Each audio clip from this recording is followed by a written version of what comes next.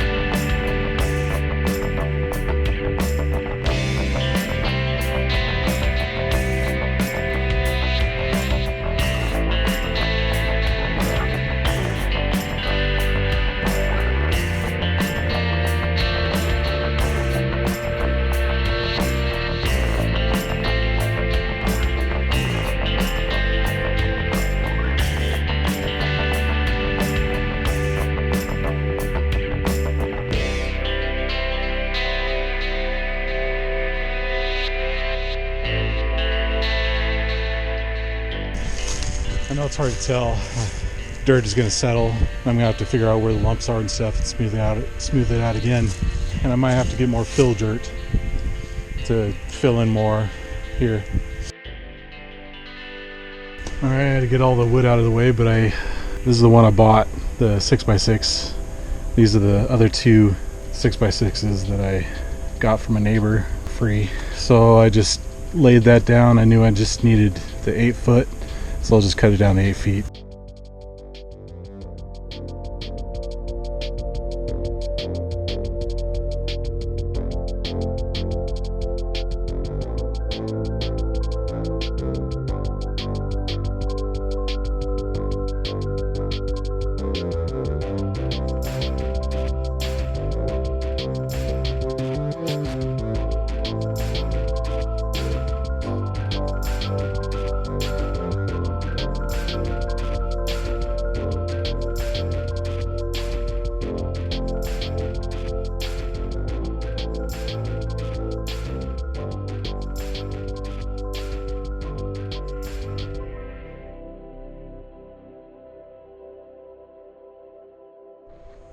Alright, let's fill you in what I'm doing now.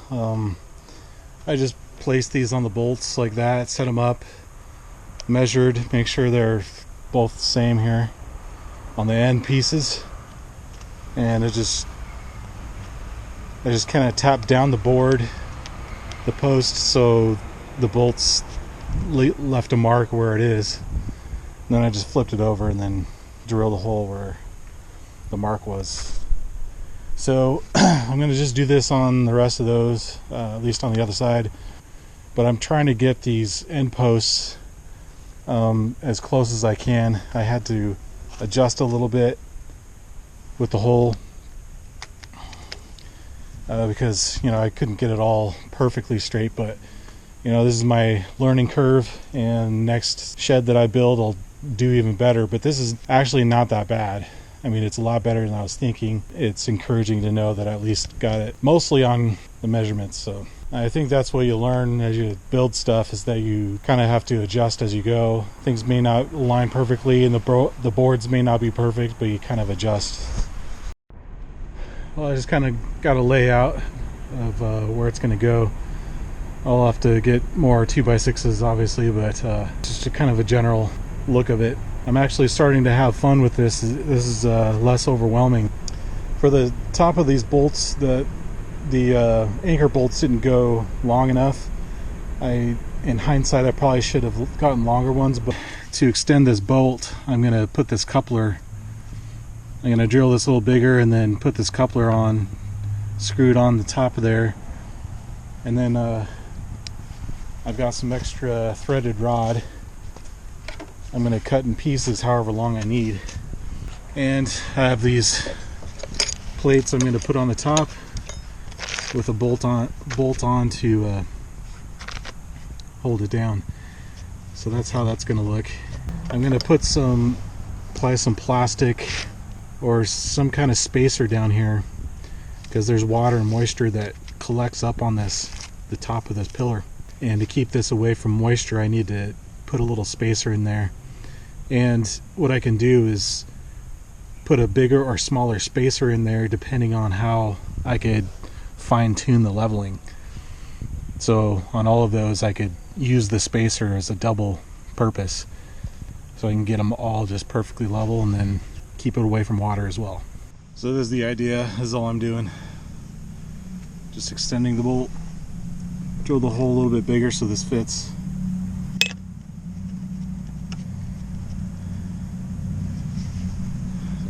So have to crank it down. Works just fine. And then I just put my treated plywood on top of that, and then I'll probably put some OSB floor, subfloor on there, just to make it double thick so I could drive my four-wheeler up and not worry about it. From now on I just feel motivated, and it doesn't seem as hard. Just the harder part is over now. Just kind of build up and it should go pretty quick. So I got all the beams bolted in to the pillars on all sides. So now I just have to figure out the floor joists. I'll have to do some more research on that just to figure out what the best way of doing this is. And just a side note, make sure these boards have the crown sticking up. You can just look it down, straight down the middle, and you can see if the board is wherever it's curved, just make sure it's curving up when you set them down.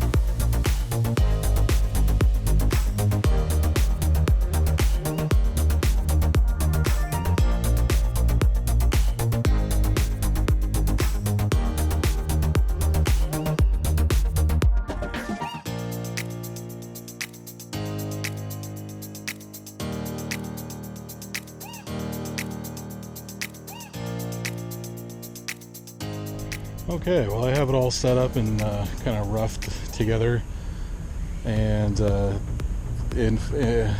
just in case I haven't mentioned before, these are 24 inches on center, and that's what my brother-in-law was telling me, that's sufficient enough for 2x6s sistered up together, and then just just a couple on the ends. I think that'll be good enough. Then I'm going to do some braces, and I don't know.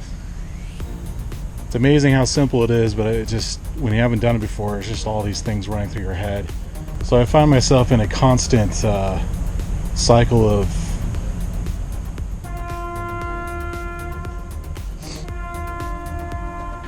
nervousness as I go forward with this. But I just have to keep pushing through it.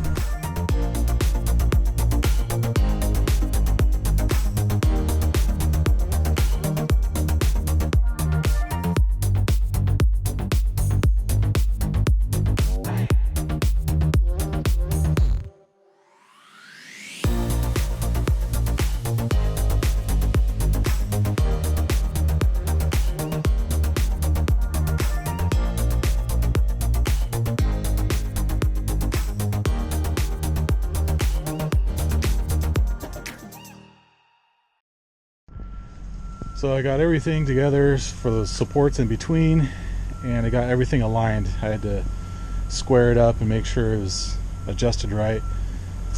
So I'm confident in how it's squared up, and I feel good. I feel like all the beams are straight on. So now what I'm working on is these plastic plates. This is from a water barrel leftover pieces. So I cut them out so they can go under the beam here. Because what happens is water stands on this pillar on top of that, and it just soaks in continually.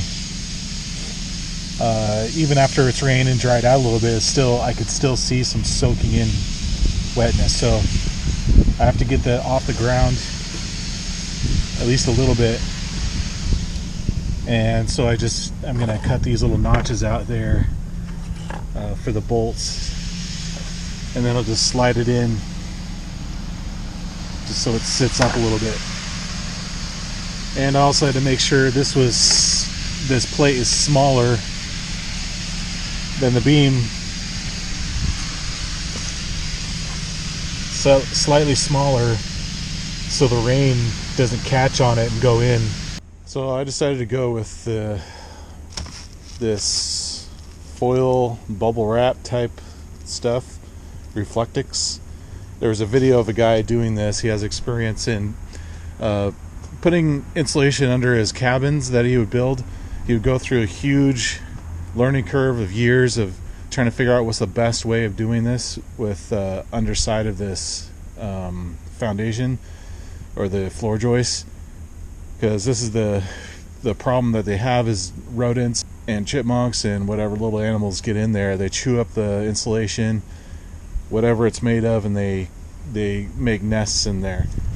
So I'll just put the link down below of this guy talking about this Reflectix stuff, and he said that he explains it really well, and he said that mice don't like chewing through that, and it doesn't leave the gap in between the floor joists. You just sandwich it between the floor joists and the subfloor there, and that's what he's done. I've used this stuff before in my cargo trailer over there.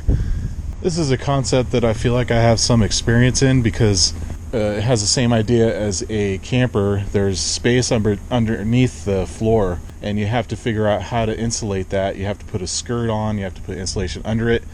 So that's why I feel confident in using this stuff, and then I'll probably put a skirt around it later to keep the wind from blowing in there. That's the challenge with using a pillar foundation, with the wind constantly going up in there. So I want to make sure I've got the underside sealed off from any drafts. And there's two insulation factors that you could use out of this.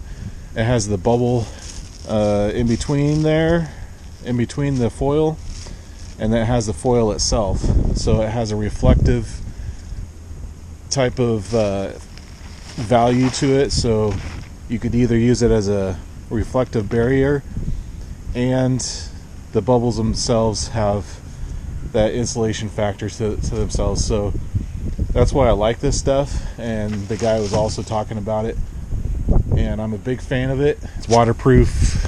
It's not like insulation, like fiberglass that'll soak it up. Compact, easy to transport, and mice don't like to chew through it. So I decided to go this route, and if you want to know more information about that, just go to the link below.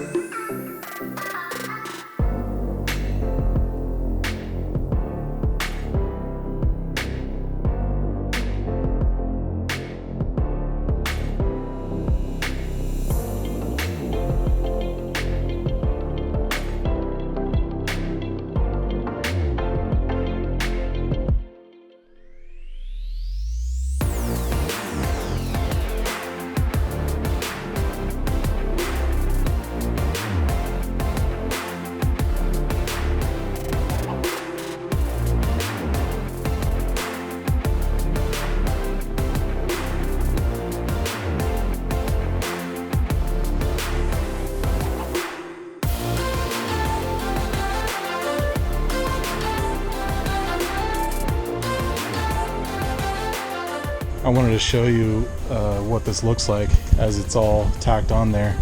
I haven't really seen any videos of people actually going through the process of doing this. Not anything that I found, just people kind of showing the after finished product. But this is what it looks like as you're going, and I don't know if you can see on the bottom what it looks like. Basically, it just gives no room for any animals to be really attracted to any crevices or anything to chew up and make a nest out of.